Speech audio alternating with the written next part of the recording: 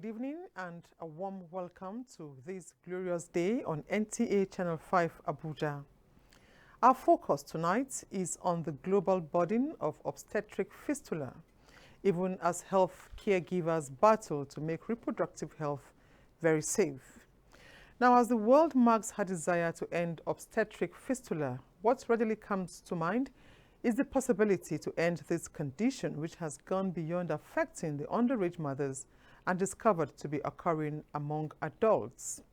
However, efforts of stakeholders in the health sector to end or reduce this burden are some of what will come your way tonight. The Chief Medical Director of Kwali General Hospital, Dr. Halima Bello, who is also a fistula surgeon, is on hand to enlighten us more. But before then, we shall bring you words from the clergy, as well as other reports that will usher us into a new promising week. Ever heard of Taruga community, recently visited by our Eye on the Countryside correspondent?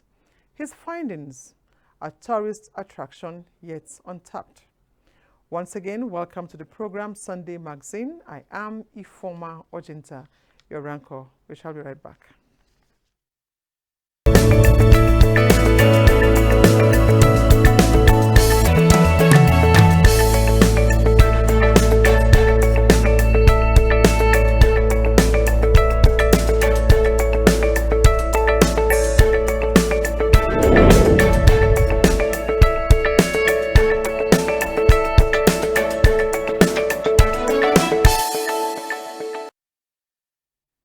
Thanks for staying tuned, and we begin on a religious note.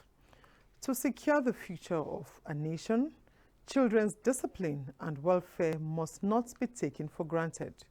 FCT CAN Chairman Reverend Jonah Sampson said this at today's Sunday service in Abuja. Deborah Gazaji Micah, who also worshipped at the Holy Christian Center, brought us highlights of the church service.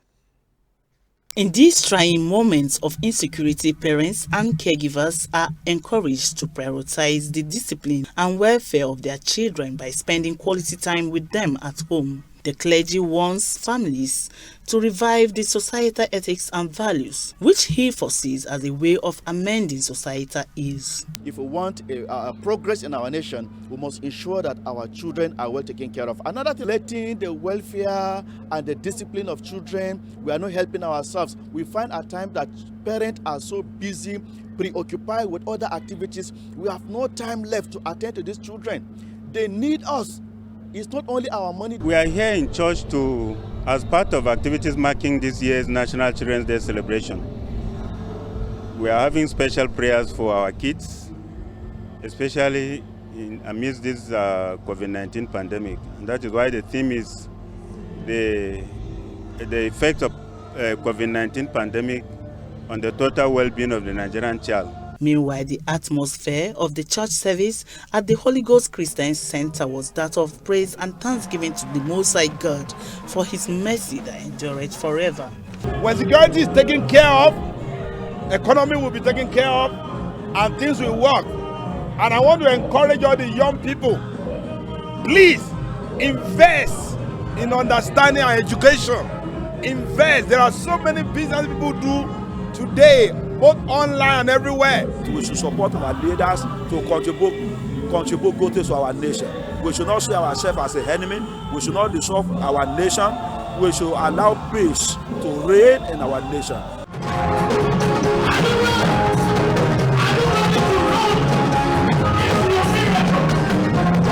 Few moments of prayers were observed during the church services by the congregation for the nation's social, economic, and political stability.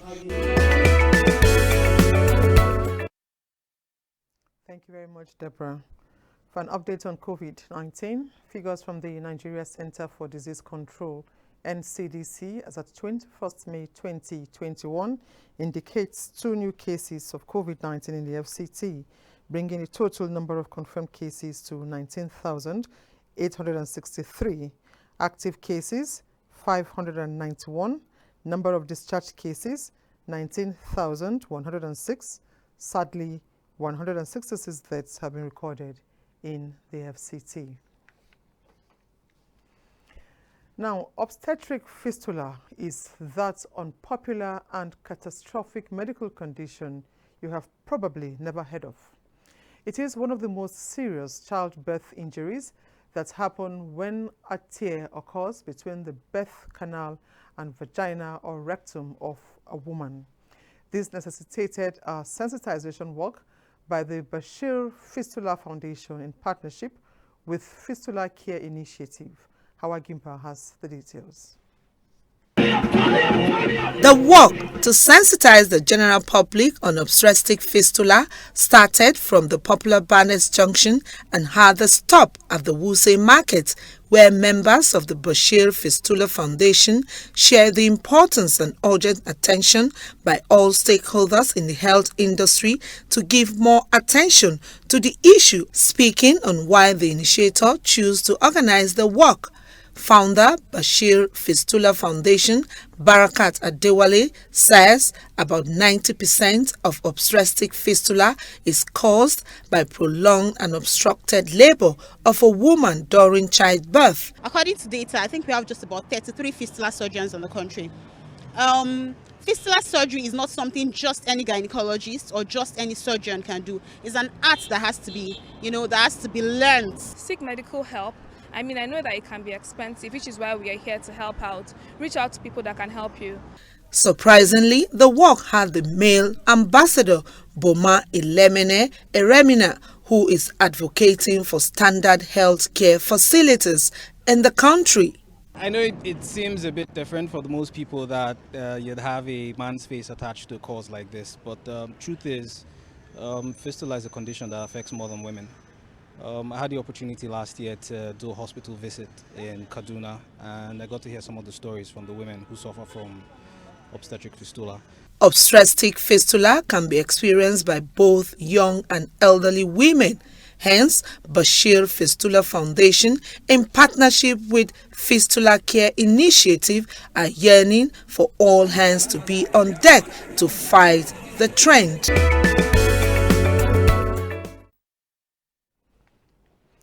Meanwhile, each year, between 15,000 and 100,000 women worldwide are affected by obstetric fistula, one of the most serious and tragic injuries that can occur during childbirth.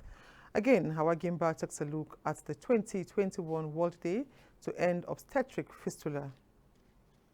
Childbirth is a moment that is supposed to bring joy to couples, a moment to welcome a new member into the family. But when there is prolonged labor preceding the birth without timely intervention, damages can occur to the mother's tissue, creating a hole between the vagina and the bladder or the rectum, which is known as obstetric fistula. Every 23rd of May is commemorated by the United Nations to draw awareness towards ending obstetric fistula. This, many say, is still prevalent in Nigeria due to the existence of social-cultural belief, practice, social, economic, state, and poor health facilities. Nigeria should create more awareness on it.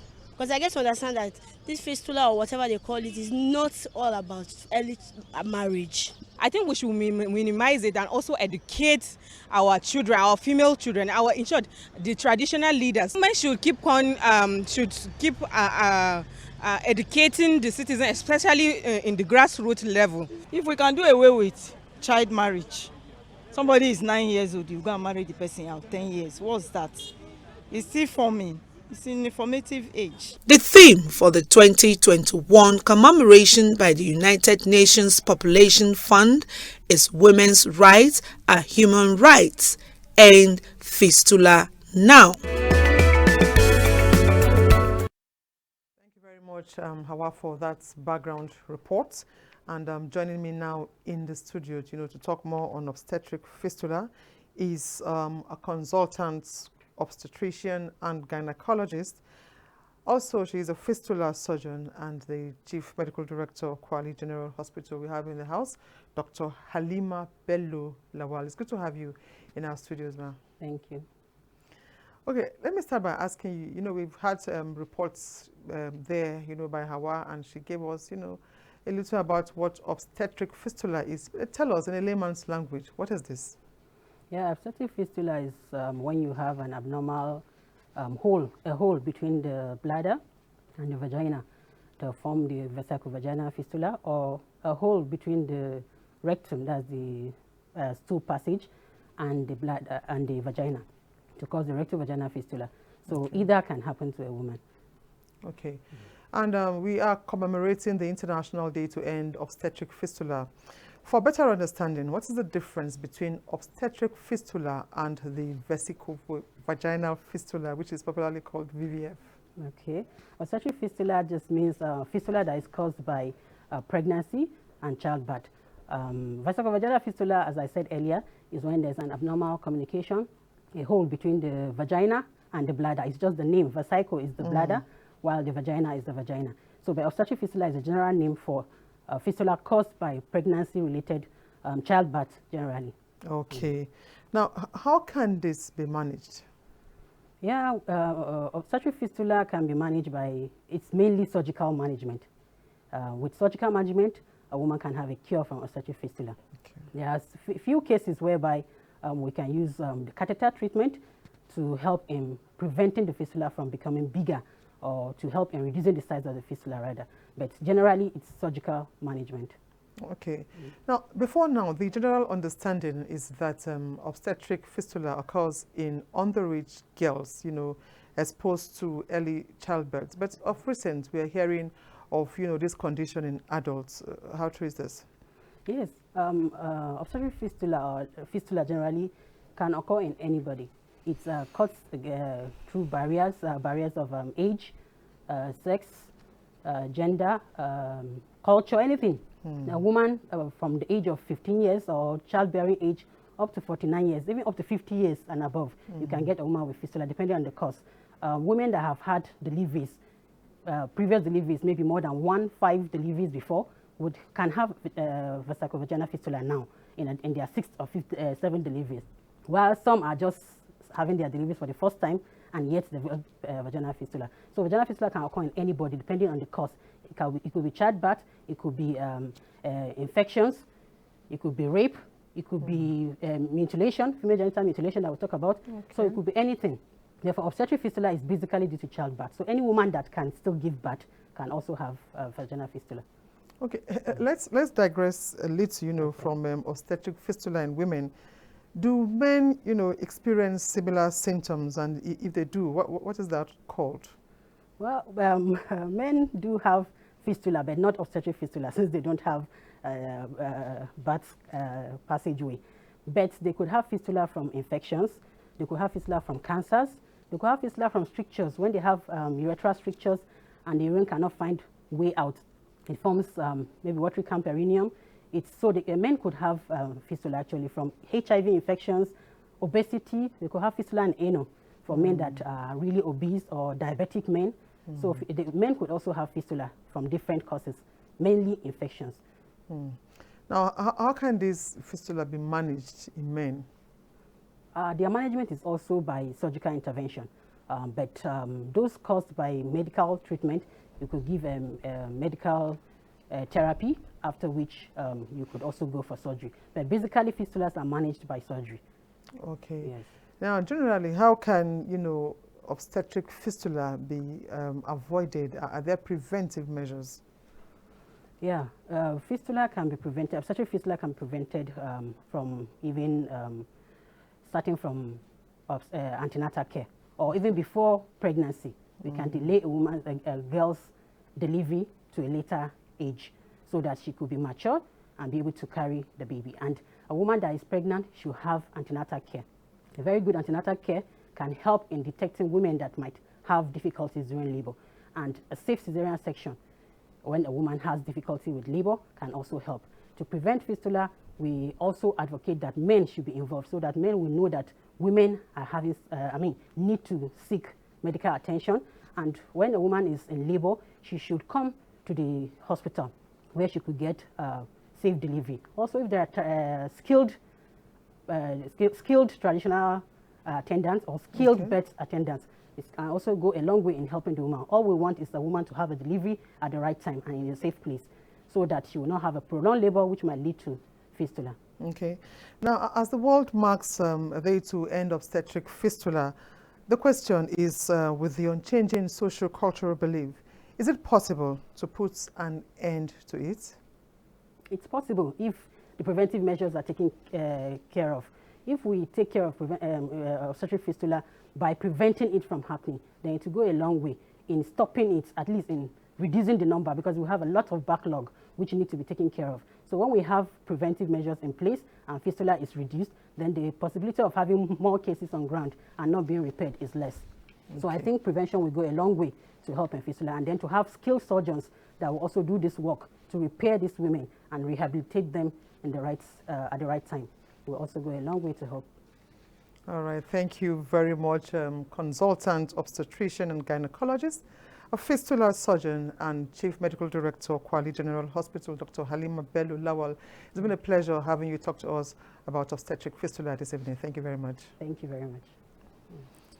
Now, moving on, unity of purpose was displayed in the FCT as Katampe community honored Chief Dr. John Osamede Adun, the Ayobahang of Benin Kingdom in Edo State, with a Gbagi traditional title of Sarikin Pawan Katampe. Hawagimba reports that families, friends and well-wishers from far and near celebrated with him. People from all walks of life, especially from Benin Kingdom in Edo State, were in Katampe, a suburb in Buari Area Council, to celebrate one of their own. The gathering was to witness the turbaning ceremony of their illustrious son, Dr. John Osamede Adun, the Ayobaha of Benin Kingdom, as the Serikin Power of Katampe, adding color and entertaining everyone here with various cultural groups represented to honor Chief Dr. John Osamede Adun. Chief Dr. John Osamede Adun is now the Serikin Power of Katampe, meaning head of butchers of the host community. A philanthropist, a community leader, a businessman, and a generous person. These are some of the good qualities many here use to describe the man who is being honored. Big congratulations to him, as he has been worthy to give him the Serikin Power of Katampe district. Pray that Almighty God will give us the zeal and the capability. The palace is a place that accommodates all. For that reason, we want him to be part of us to promote peaceful coexistence. Some of the guests who came to witness the turbaning ceremony had good things to say about Chief Dr. John Osamede. A man who has more than 2,000 employees in his employment, and one man is able to employ more than 2,000 persons. You see this gathering, how they honor Baby Zua as Serikin Power of Katampe, and because of his character. He's a philanthropist. For the celebrant, it is a day to be cherished as he expressed gratitude to God and the people of Katampe community for finding him worthy of this great honor. I thank everybody in this community. I thank all my family who came with me for this honor. I thank all my friends who came from far away for this honor. Chief Dr. John Osamede Adun, who hails from Edo State, is a businessman and the national president, Butchers Association of Nigeria, a philanthropist as well as a transporter who has been a benefactor of the less privileged in the society, irrespective of tribe and religious affiliations. And we join in congratulating the Serikin Power Katampe. And for our eye on the countryside, 60 kilometers southeast of Abuja, Nigeria's capital city, lies the Taruga Archaeological Site, a hidden treasure of iron smelting that was discovered around 500 to 600 BC in history. such historic and tourist attraction is yet to be developed to gain proper recognition and perhaps be the cynosure of Nigeria's monuments. Abdullahi Ajia visited the place for NTA News. On this episode of Eye on the Countryside, today we will be telling you something special to enjoy. And I must tell you, we are at Taruga. We shall be exploring to get to know more. Taruga Archaeological Site in Takushere community in Kabusa political world of the Abuja Municipal Area Council has remained a child of necessity, waiting to be explored to its pride of place so as to be at par with any tourist and historic site around the world.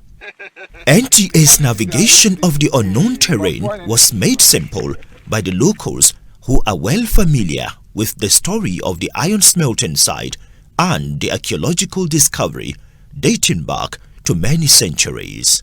Well, notwithstanding the state of how this tunnel looks like, which is not an ordinary water tunnel, it forms part of the history of this Taruga community. And for as long as members of this community would remember, this tunnel dates back to hundreds of years when it used to be a gold mining site. The reception from the youths of the community who served as tour guides also provided security through the stony hilly sites of history. Mr. Priestley, he is the one that brought Benefac. So he's the one that discovered the historical site, this Taruga we are calling. On Gold Tunnel, we have Taruga iron smelting site. It's one of the oldest iron smelting sites in West Africa. This very place was used for the iron smelting and the same place where Bernard Fagg, the archaeologist, discovered the Nok terracotta. Just behind me is the relics of some of the houses that were used to serve the purpose of this place. But as we speak, only stones could tell you that something like this was once here. The exploration continued with traces of other historic monuments facing the threats of extinction someday, considering their present state, with nothing much to secure them. Here we can see just some few relics of the grinding stone, pounding stone, and some beacons which were said to have been left behind by the white men.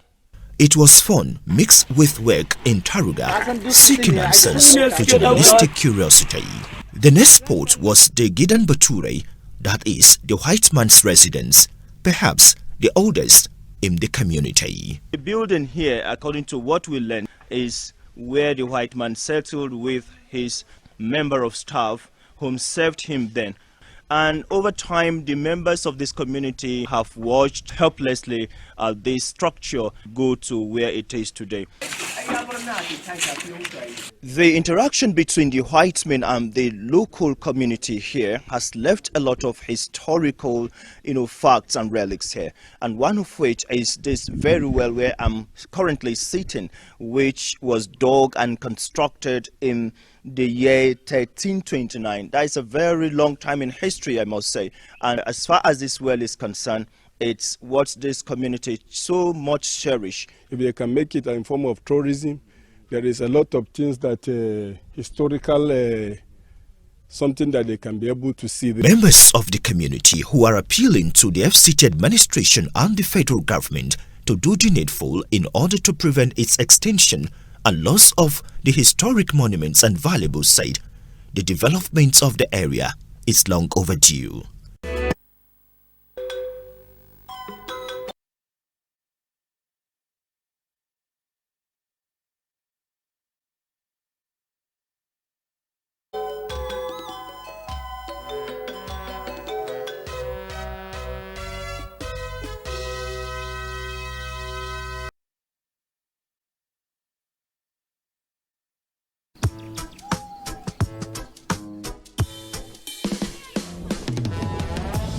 Here today, gone tomorrow. Cause you volatile like the water. And you promise what you don't know. Sometimes it's right and then it's so wrong. Them go do like say them why. Go promise you the world. My brother all now worship.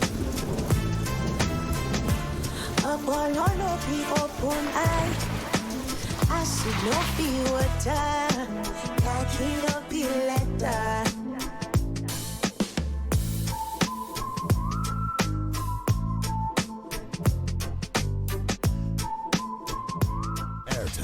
The Smartphone Network.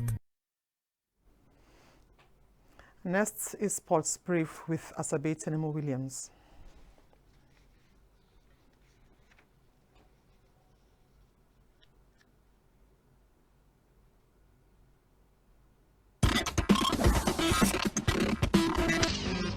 Few days after the Turkish rivals came up short when it mattered in the hunt for the Super League, eventually losing to champions Besiktas, they are already in the market for reinforcements. Fenerbahce are close to beating fierce foes in the permanent signing of Nigerian international Hemi Onyekuru from Monaco for €4.35 million. In another development, Super Eagles centre-back Chidozie Awaziem is set to become the joint fifth most expensive Nigerian defender in the history when he officially completes his permanent transfer to Boa Vista in the summer.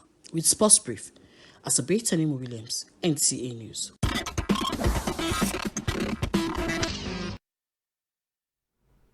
And that concludes Sunday Magazine for this week. We thank you so much for watching. Remember to wear a face mask, maintain social distance when out, and wash your hands with soap and running water. See you next week.